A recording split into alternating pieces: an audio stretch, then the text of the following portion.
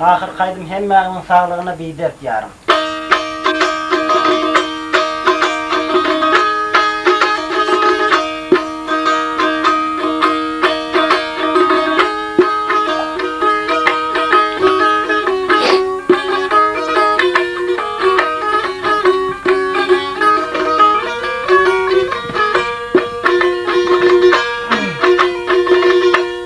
Ay men sana aşık ay. Ay korkurum senden ay, gönlümden ay, barına bile bilmedim.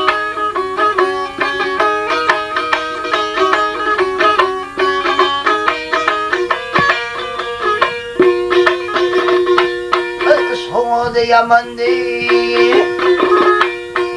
Ayıp etmen benden ay, senin bile bir söz ay, bulabilmedim ben.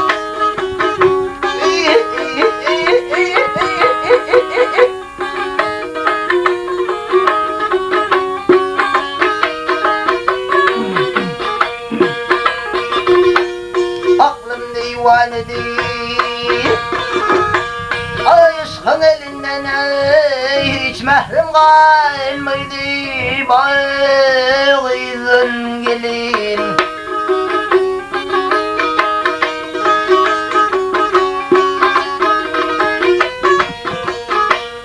Rakipler elinden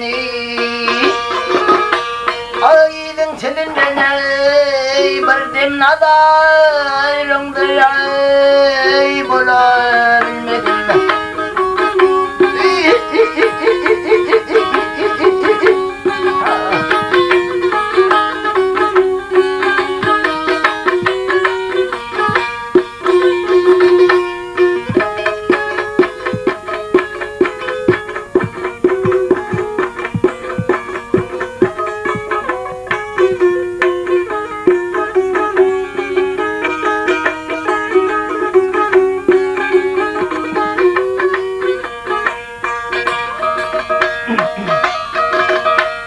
Ay her yudum sevdiği bolsa mehriban.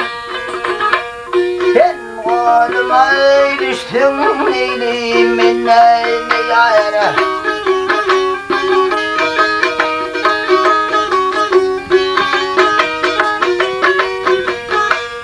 Aşık değirmeni